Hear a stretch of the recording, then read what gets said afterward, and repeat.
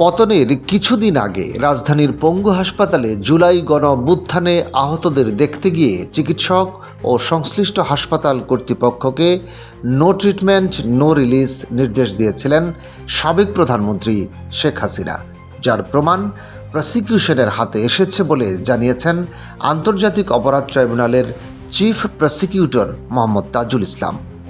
রোববার আদালতে পূর্ব নির্ধারিত বিষয়ে শুনানি শেষে ট্রাইব্যুনালের প্রসিকিউশন অফিসের সম্মেলন কক্ষে এক প্রেস ব্রিফিংয়ে গণমাধ্যম কর্মীদের একথা জানান তিনি। বলেছেন নো ট্রিটমেন্ট নো রিলিজ, অর্থাৎ কোনো চিকিৎসা দেবেন না এবং কাউকে এখান থেকে রিলিজ করবেন না যাতে বাইরে যেতে না পারে।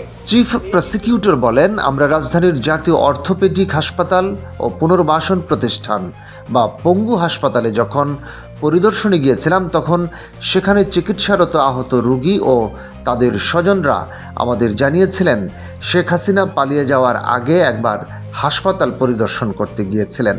সেখানে গিয়ে বলেছিলেন নো ট্রিটমেন্ট নো রিলিজ, অর্থাৎ কর্তব্যরত চিকিৎসক ও হাসপাতাল কর্তৃপক্ষকে আহতদের কোনো চিকিৎসা না দিতে এবং কাউকে এখান থেকে বাইরে না যেতে দিতে নির্দেশনা দেওয়া হয়েছিল।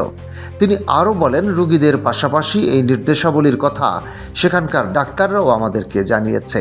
এর তথ্য প্রমাণাদি আমাদের হাতে আছে, আমরা সেটাই আজ আদালতে জানিয়েছি।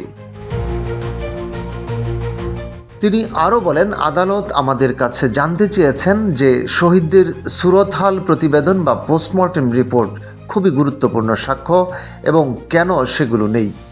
উল্লেখ করে তিনি বলেন, আমরা আদালতকে জানিয়েছি যে সেই মুহূর্তে মানবতা বিরোধী অপরাধের মাত্রা এতটাই ভয়াবহ ছিল যে দ্রুত শহীদদের লাশ দাফন করতে বাধ্য করা হয়েছে।